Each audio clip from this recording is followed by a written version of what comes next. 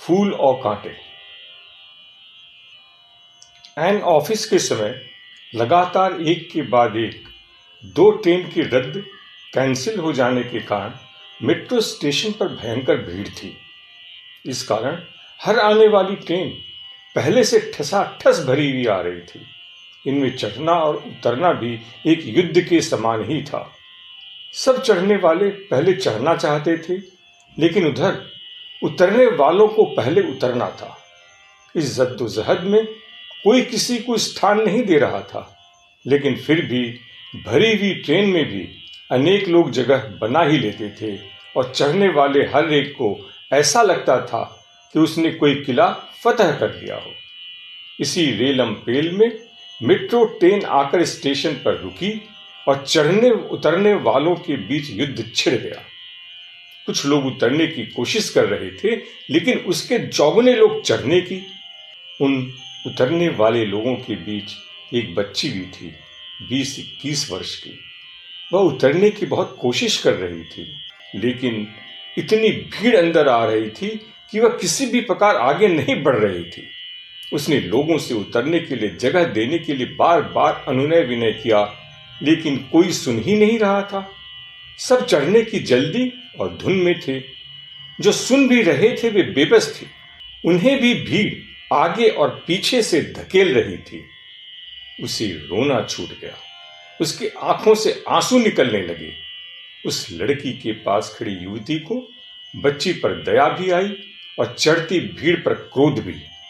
वह सब चढ़ने वालों पर जोर जोर से चिल्लाने लगी और किसी प्रकार से उन्हें धकेलकर बच्ची के उतरने का रास्ता बना दिया। बच्ची उतर गई और ट्रेन चल पड़ी।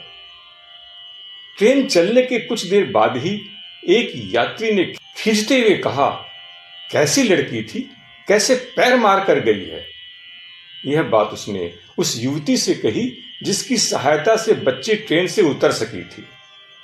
युवती ने धीरे से कहा कि हो सकता है कि उसका पैर लग गया हो, लेकिन जिस प्रकार की भीड़ थी उसने मारा नहीं होगा, पैर लग गया होगा। नहीं, हो ही नहीं सकता, उसने एकदम मारा है मेरे को, उसने क्रोध में कहा। अच्छा ठीक है, कोई बात नहीं, मैं उसकी तरफ से माफी मांगती हूं, गलती हो गई, माफ करें। एक बार तो वह चुप हो गया, लेकिन उसका अहम शांत नहीं हुआ। एक तो मेरे को मार गई और आप उसी का पक्ष ले रही हैं। आपकी बहन थी इसलिए ना, उसने उसी प्रकार क्रोध से पूछा। वह तो अब है नहीं, मैं उसके बदले आपसे माफी मांग रही हूं, अब तो आप शांत हो जाइए। कौन थी वह आपकी लड़की, बहन? उसने अपना प्रश्न फिर से दोहरा दिया। जैसे आप भाई हैं वैसे ही वह बहन थी, युवती ने धीरे से कहा। नहीं, मैं तो आपको नहीं जानता हूं, लेकिन मैं भी उसे नहीं जानती। उसका मुंह आश्चर्य से खुला रह गया और शांत होकर चुप हो गया। कुछ देर बाद जब युवती उतरने के लिए आगे बढ़ने लगी, उसने कहा, ठहरिए, मैं आपके लिए जगह बना देता हूं। और सबको ठेल ठेल कर उसने युवती के उतरने का रास्ता बना दिया। याद रखें, इंसानियत इंसान पैदा करती है और हैवानियत हैवान। आप जगत में जैसा बदलाव चाहते हैं, खुद में वैसा बदलाव लाएं।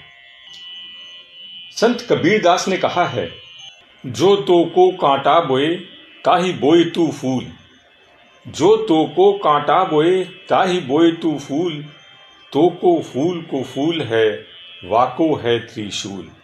बबूल के बदले बबूल जगत को बबूल का जंगल बना देगी। बबूल के बदले फूल जगत को फूलों की बगिया बना देगी। लाइक करें, सब्सक्राइब करें, परिचितों से शेयर करें।